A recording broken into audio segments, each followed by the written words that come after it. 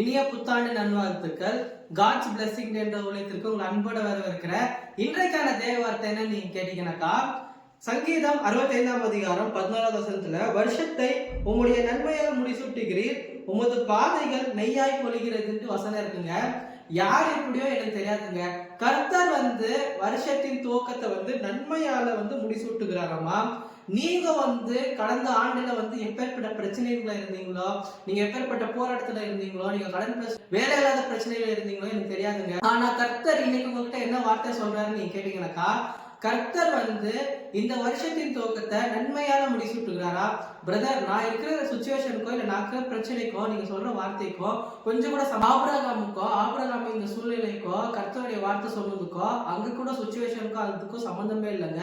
அதே போல ஆடு மேய்ச்சிட்டு இருந்த தாவீதை போய் ராஜாவா பண்ண உடனே அங்க இருக்கிற ஜனங்கள் என்ன நினைச்சிருப்பாங்க, என்ன இவங்க ஆடு மேய்க்கிறவங்களை போயிட்டு இப்ப ராஜாவா மாத்துறாங்க அப்படின்னு யோசிச்சிருப்பாங்க.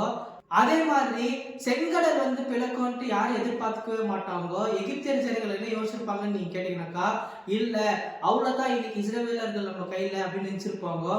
அதே மாதிரி அங்க கோலியத்துக்கு முன்னாடி தாவீது நினைக்கும் போது கூட இஸ்ரவேல் ஜனங்களையோ இஸ்ரவேல் தேசத்தையோ நம்ம கைப்பற்றிடலாம்னு நினைச்சிருப்பாங்க.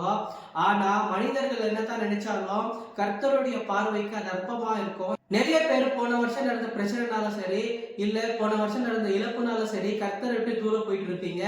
நான் சொல்றேன், கர்த்தர் கிட்ட வாங்க. கண்டிப்பா கர்த்தர் உங்களை ஆசீர்வதிக்க போறாங்க. நீங்க எப்பேற்பட்ட பிரச்சனையா இருந்தாலும் சரி, கர்த்தருடைய பார்வைக்கு அது லேசான காரியங்க. கண்டிப்பா உங்களுடைய சூழ்நிலை மாறும். நீங்க எப்பேற்பட்ட பிரச்சனையா இருந்தாலும் சரி, கர்த்தர் அதை நன்மைக்காக மாற்றிடுவாருங்க. Thank you so much for watching. God bless you.